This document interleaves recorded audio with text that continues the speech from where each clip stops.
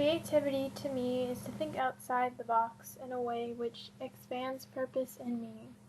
It is not something kept to painters and poets, but a quality that all people can possess and apply to daily life.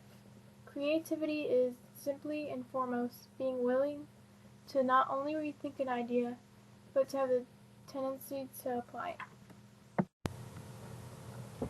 Hands-on and being active with whatever I'm learning is the best way for me to keep that information and use it in the future. Even if it's something as boring or as simple as memorizing vocab, to rehearse it in a way that makes it fun or interesting to me and my interest is a sure way for me to think of them again when I need them. Creativity, if you define it broadly, is what gets me up every morning. The beauty of art and the appreciation of it inspire me wherever I go, and it is impossible to escape creative muses. People's ideas, whether they are in the arts or in innovations of technology and medicine, inspire me and my creativity to new ideas. There is a very sensitive balance between creativity and a more strict form of learning. As I described before, creativity is a process of thinking outside the box and exploring new ideas.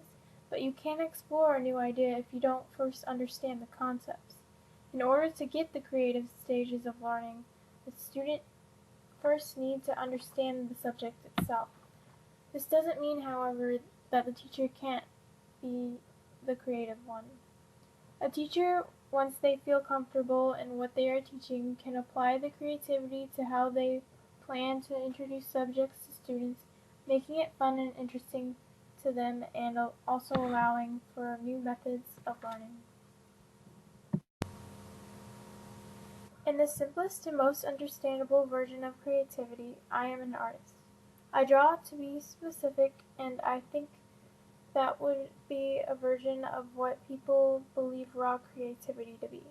I paint, I write, and I perform music, but I think I am creative beyond that as well, or at least I hope so.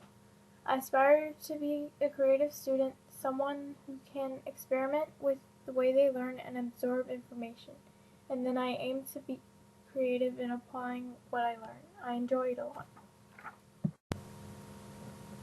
Absolutely, our life would not be how it is today without a creative mind.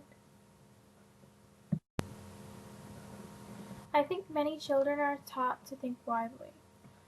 They are enticed to dream up crazy ideas in the classroom and not be afraid to ask questions. And I think this is a fantastic start. Where I'd like to see that go from here is to inspire children to apply those creative ideas and see them in action. I want to see children inspired to apply creativity outside their minds and beyond stories to create real living things.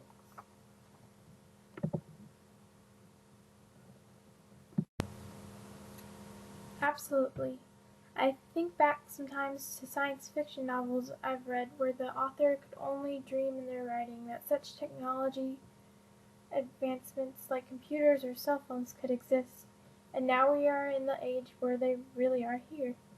I believe that with each advancement we make in technology, someone new is inspired to outmatch that, and to outmatch that, they must reach the very limits of their creativity.